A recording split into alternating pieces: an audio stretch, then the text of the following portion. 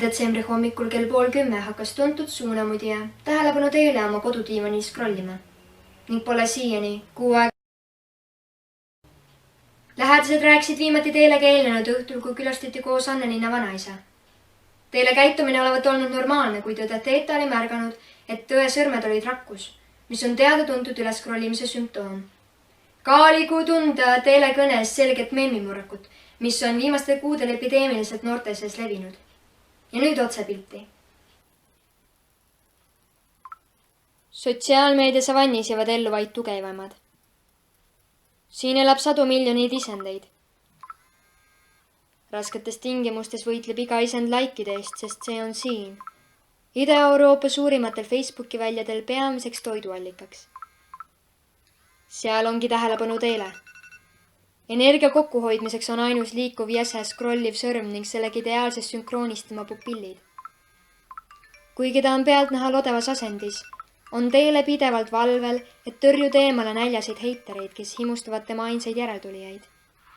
Facebooki ja TikToki postitusi. Muneva emana ei saa Teele lahkuda oma järglaste juures ning on sunnitud valvama ja kaitsema oma postitusi seni, kuni need saavutavad piisava populaarsuse ja hakkavad internetis oma elu elama. Alles siis võib emapesast lahkuda ja puhata.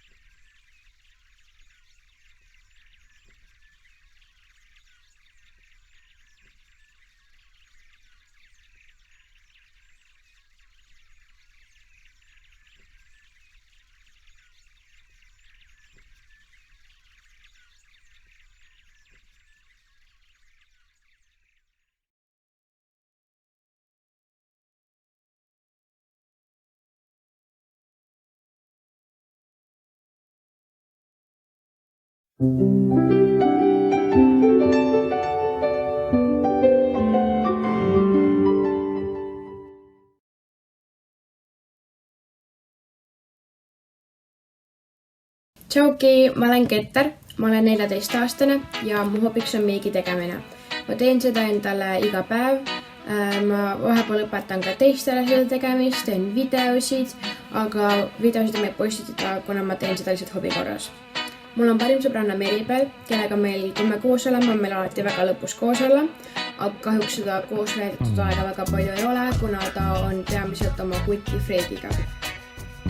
Fredil on koer Peili ja üldiselt, kui nemad välja lähevad, pean mina Peilit hoidma praegu 10 minuti pärast.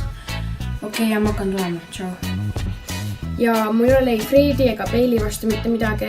Lihtsalt vahepeal tüütab ära, et tahaks enda parima sõbrannaga koos aega veeta. Aga muidu on mul väga lõbus elu.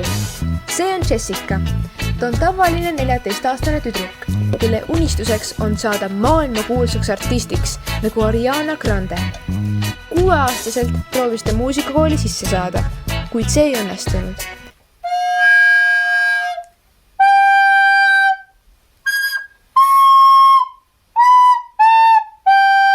Sellest ajast peale on ta hakanud ise laule kirjutama.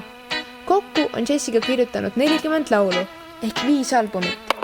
Ta lauludel pole mitte kunagi sügavamat mõtet ja see teeb nende kuulamise Jessica arvates lihtsamaks.